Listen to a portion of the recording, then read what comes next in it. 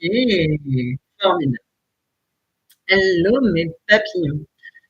Donc voilà, aujourd'hui j'avais envie de parler avec vous de l'invisible. Les mondes invisibles. Comment vous voyez les choses? Qu'est-ce qui vous parle, ne vous parle pas? Parce qu'en fait, je pense qu'on est trop de personnes à ne pas être réveillées, à ne pas comprendre en fait ce qui nous entoure et avoir peur de ce qui est présent, mais en même temps pas visible à l'œil nu, d'accord, l'œil de l'être humain. Donc voilà, je voulais vous voir tout ça avec vous. Donc, si vous avez déjà eu des ressentis avec des défunts, des esprits, est-ce que c'est quelque chose qui s'est montré présent à vous? En fait, vous pouvez les ressentir, par exemple, par un souffle d'air. Vous pouvez aussi les ressentir par du chaud, ou même par des petites sensations comme des gestes, comme ça, qui vont être légers, parce que bien sûr, les énergies n'ont pas assez de force pour pouvoir avoir des réactions comme nous.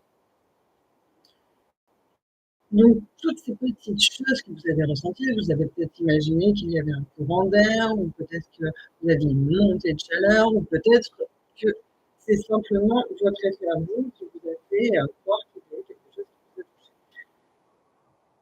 Je vais vous dire clairement que non. Si on prend le côté non rationnel de la chose, c'est qu'on vous fait un geste de présence.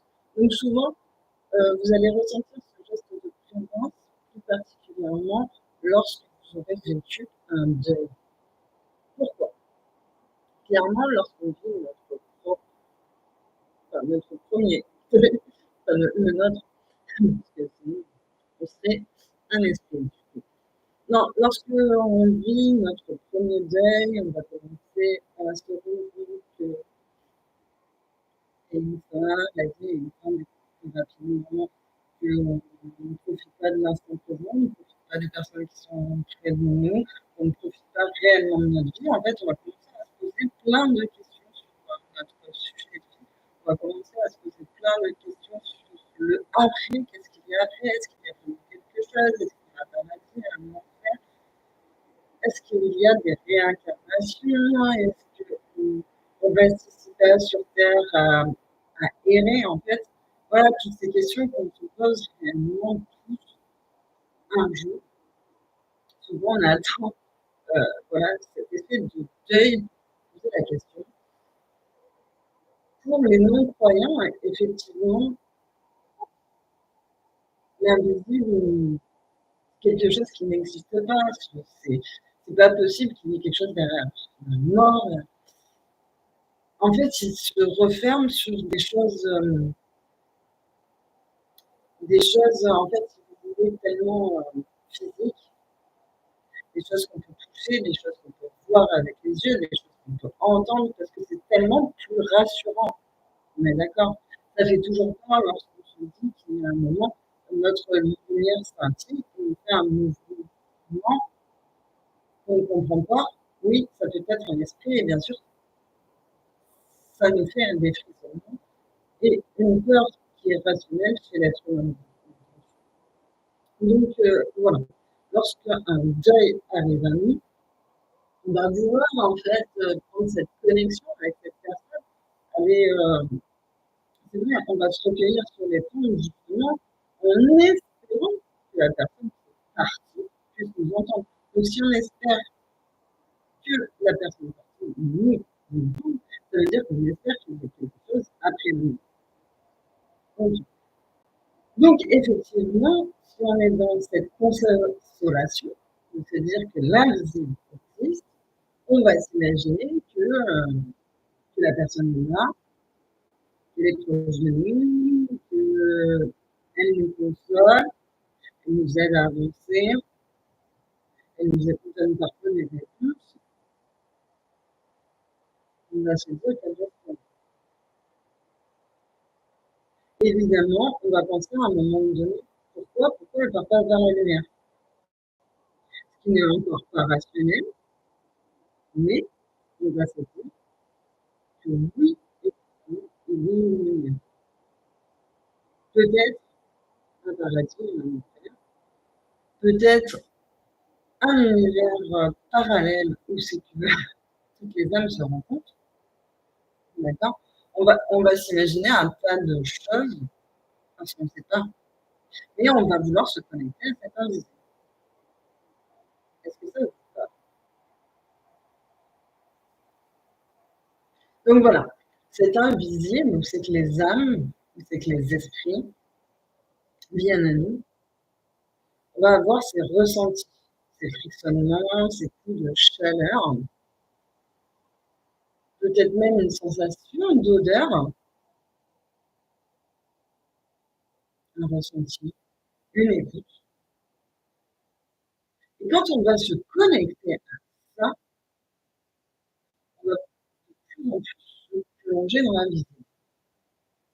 En se plongeant encore plus dans l'invisible, on va autoriser d'ouvrir notre canal et de pouvoir ressentir encore plus quand il doit être en contact avec nous.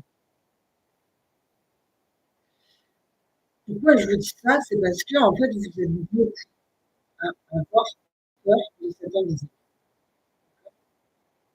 Bien sûr que ça fait peur parce qu'on a tous des moments où on va ressentir quelque chose et qu'on ne s'y attend pas. Mais en fait, si vous considérez que c'est la personne de votre entourage, une personne de très proche qui vient vous voir parce qu'il a besoin de terminer quelque chose dans son cheminement pour pouvoir continuer son chemin de vie, passer vers la lumière, peut-être repartir en réincarnation, peut-être être politique, etc., etc. Vous voyez. Et du coup, en fait, c'est qu'il en fait, cette approche-là est bienveillante. D'accord. Là, on va vraiment discuter de tout ce qui est invisible et bienveillant, et de tout ce qu'il faut comprendre et accepter. Donc, lorsque vous êtes dans cette canalisation, il faut prendre conscience, l'accepter, ne pas avoir peur, parler doucement, parler avec son cœur, comme on fait beaucoup sur le temps, et accepter de comprendre les messages, les synchronicités, de la musique, des images que vous avez que ce soit à la télévision, qui vous rappellent des gestes de ce métier. Donc voilà, quand vous vous apercevez de tout ça, vous commencez à prendre de la canalisation, à accepter le message et donc à comprendre vos messages. Pour ceux qui sont plus réceptifs, qui sont plus près de ce qu'on possible, vous allez souvent avoir des petits picotements au niveau du troisième œil. Le troisième œil, bien sûr, vous allez avoir des picotements, vous allez avoir des mouvements de chaleur, peut-être des maux de tête que vous allez ressentir plus fort lorsque vous allez avoir une canalisation. Avoir un esprit. Donc, bien sûr, on s'apprend. Si vous voulez vraiment vous connecter avec des personnes, cela s'apprend. Il faut vraiment se canaliser, s'ancrer. Donc, s'ancrer, c'est vraiment se sentir connecté avec une tête qui est tout plein d'énergie et se connecter avec l'univers de là. Vous allez prendre toute cette connexion, calmement, de la tête, et vous allez prendre sur votre conscience.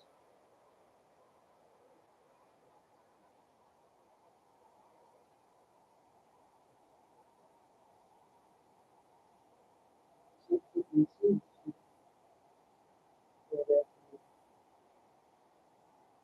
peuvent être agréables, peuvent être comme des frissonnements, comme des picotements de chaleur. Et tout est bon, tout est juste. Chaque personne reçoit ses ressentis à sa façon. Et en fait, vous allez rentrer en connexion. Et là, quand vous allez accepter ce toucher, ce ressenti, cette connexion, vous allez pouvoir Mmh. Voilà. 2e petit exercice, on a aussi la possibilité de parler avec votre chien à l'aide de bouger.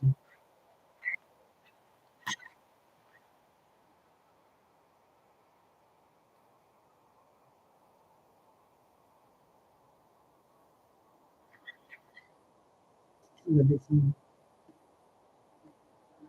voilà, on va essayer de monter un petit peu la bougie pour que vous puissiez la voir. Voilà. Donc vous êtes dans une pièce fermée. Vous allez allumer une bougie. D'accord? C'est fermé, il n'y a pas de courant. Vous allez vous canaliser, vous poser, donc comme je vous ai dit, qui est bien maintenant en ancrage, et vous allez vous canaliser d'être si déprise de faire ainsi. Je vais vous montrer qu'il n'y a pas de douleur.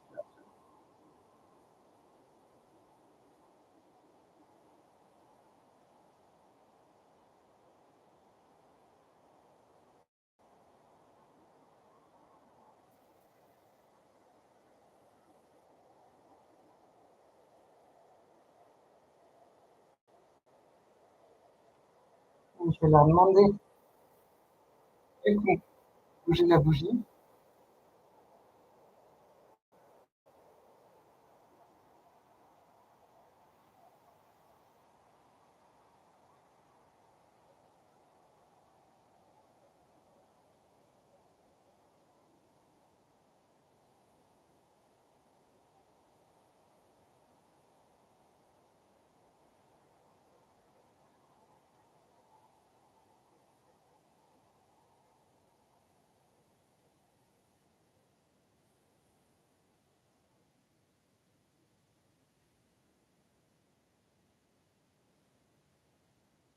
Une bougie.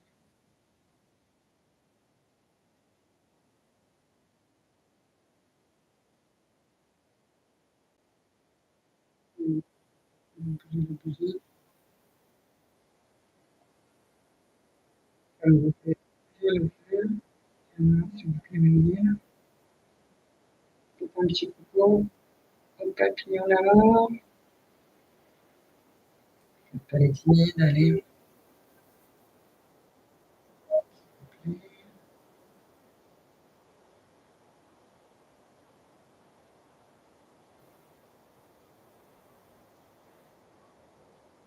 Vraiment, ils sont très légers. Donc, je pense qu'à la vidéo, vous ne voyez pas spécialement. Et voilà, on peut utiliser ça pour voir s'ils sont indépendants aussi. Ensuite, vous avez les pendules. Ce sont un outil aussi pas mal, mais pareil, c'est qu'il faut pas aussi qu'on se vide, c'est qu'on se vide, littéralement. Je vais le pousser là, et s'il revient, il faut remonter. Vous décidez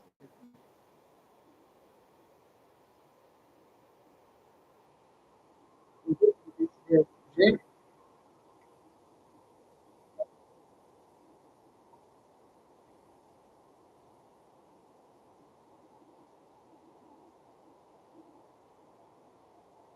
Il décide à bouger, en fait, quand sur la caméra,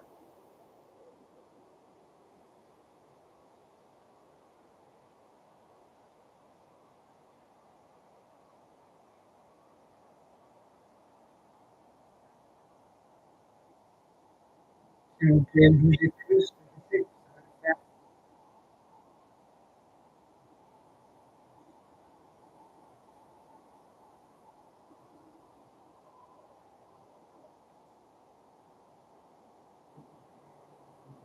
Montrez comment vous bougez bien.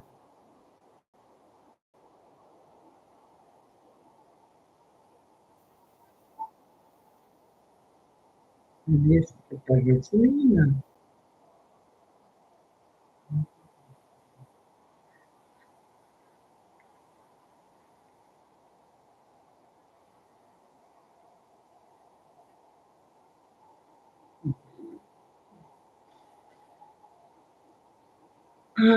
Ouais. Du coup, c'était un petit peu, voilà, pour vous expliquer comment, pouvoir communiquer avec tous les autres,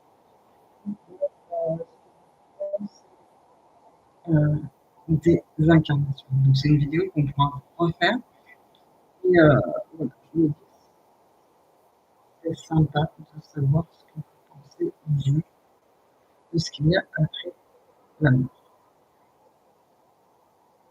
Pour moi, je pense qu'il y a un monde de cheminement où c'est qu'on doit faire notre propre travail, peut-être un travail qu'on n'a pas eu le temps de terminer, peut-être pas eu le temps de comprendre avec aujourd'hui, et qu'on a compris.